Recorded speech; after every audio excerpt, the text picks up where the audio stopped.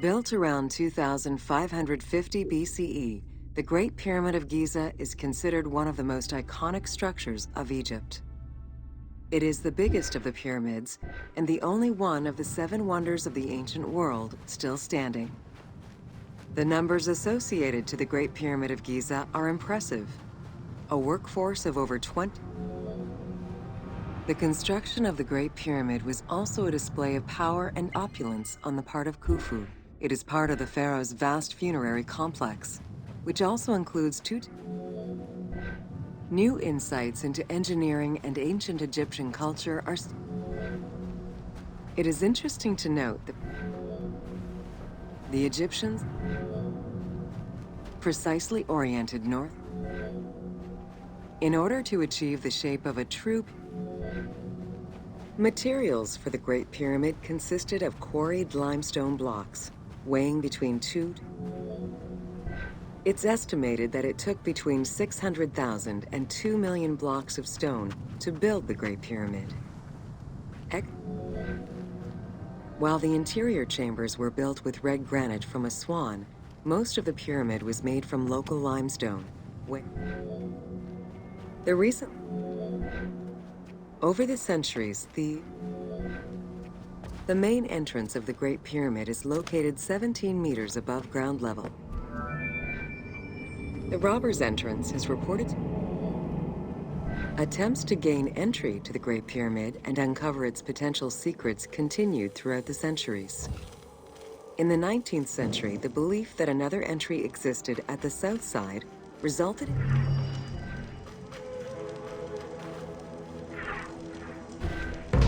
Welcome to the Great Pyramid of Giza. At the entrance of the ascent, while in reality the Robbers' Entrance is one single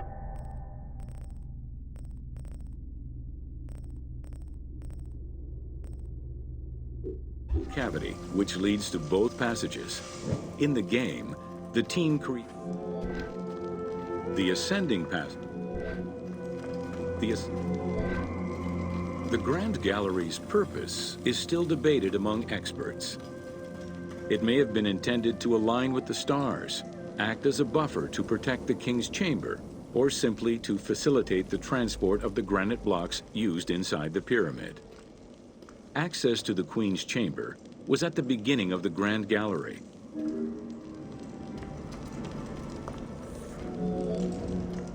Though this room is referred to as the Queen's Chamber, it is believed that the situated in a recent scan of the room indicated the presence of an unknown cavity hidden behind the north face of the walls over the descending corridor. Further investigation is still ongoing to ascertain the nature of the anomaly so as to avoid risking damage to the monument.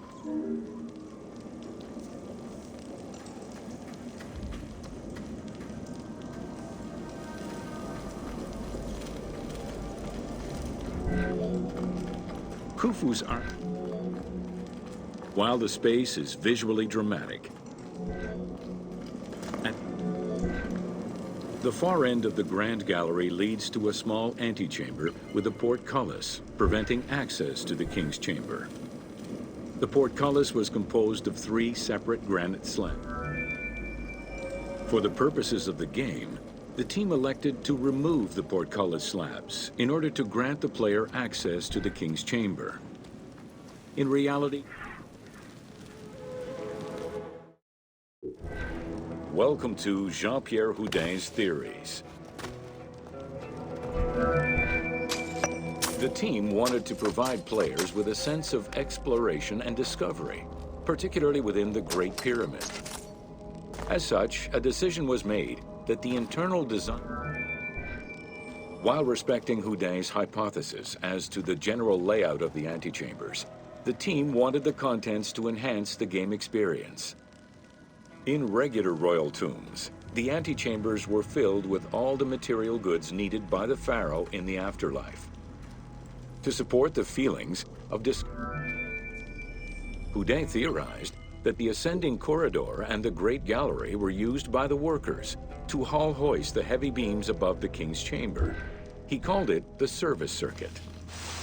The corridor you are in now was created by the team following Houdin's theory and is referred to as. With this structure in mind, one can easily assume that the pyramid's entrance would have been connected to the two antechambers. Modern research has revealed that a cavity might be located behind the north face chevrons of the pyramid. As such, the team chose to create this area for the player to explore. Here is where Houdin believes that the priests and nobles would have exited the pyramid after the burial ceremony.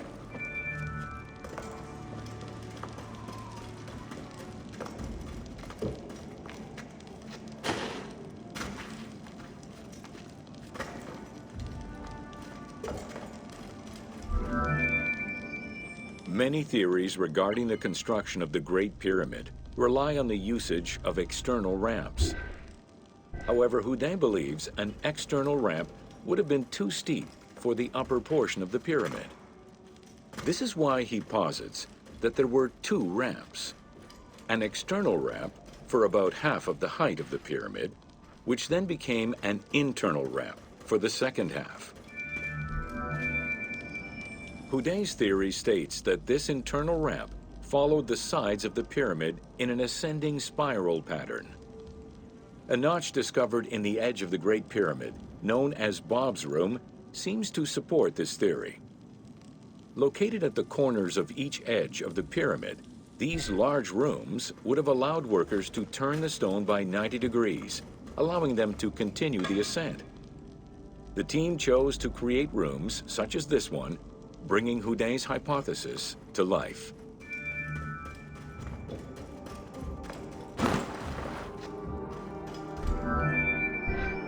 This long corridor was the first section of the ascending internal ramp.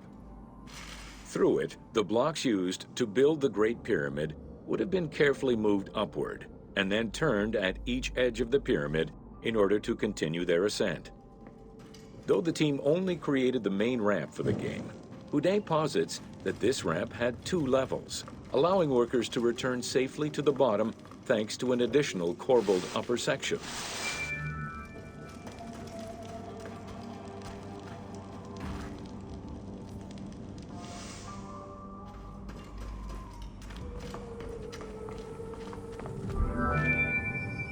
According to Houdin, the start of the inner ramp was located at the base of the southeastern face of the pyramid. This location would have been the junction point of the external and internal ramps. Below us, workers would have built the lower part of the pyramid with the external ramp before eventually switching to the internal ramp for the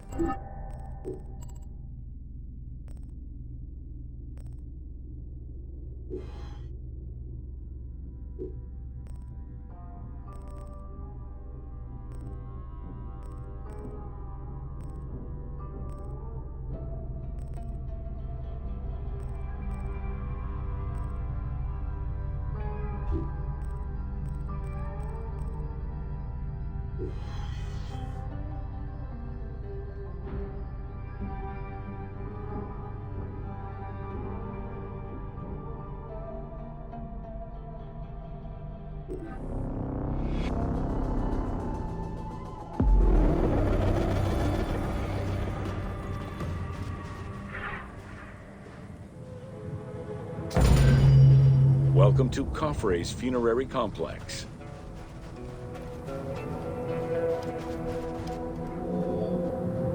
Since the very beginning of the Fourth Dynasty, mortuary temples were built adjacent to pyramids on the eastern side.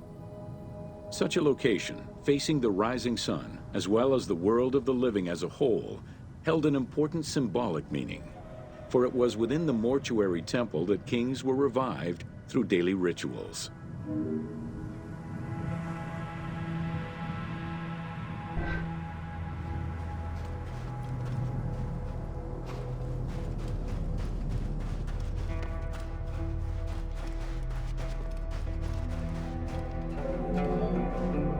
In its standard form, a mortuary temple was divided into two parts: a front area which consisted of a vestibule and a courtyard, and an area in the back where all sacred. The largest of all such structures, Khafre's mortuary temple was entirely built with megalithic blocks of limestone from a nearby quarry and encased with granite. Parts of Khafre's mortuary temple, particularly the courtyard walls, are thought to have been decorated with splendid reliefs. However, not a single image of the king has been discovered inside the mortuary temple.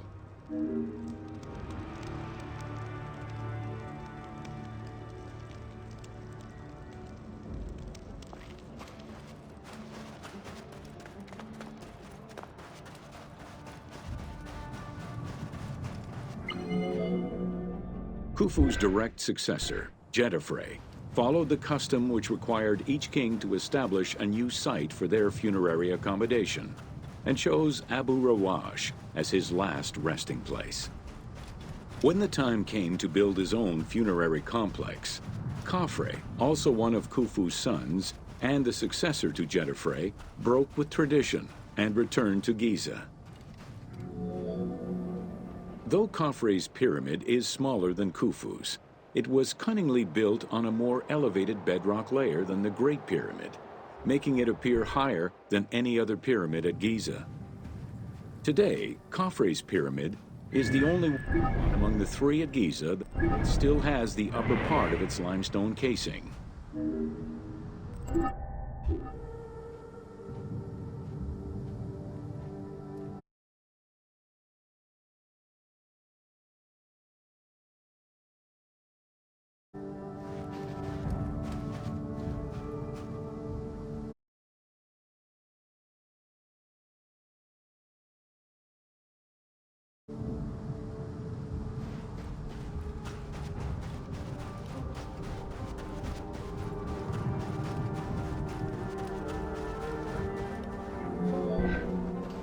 Considered a most sacred area, the Giza necropolis was strictly defined.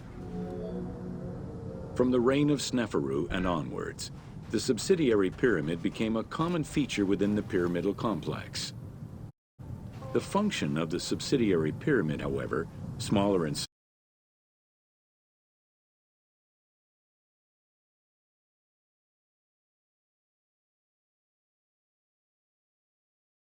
size and in height than the royal tomb, remains unclear, though some believe that it was meant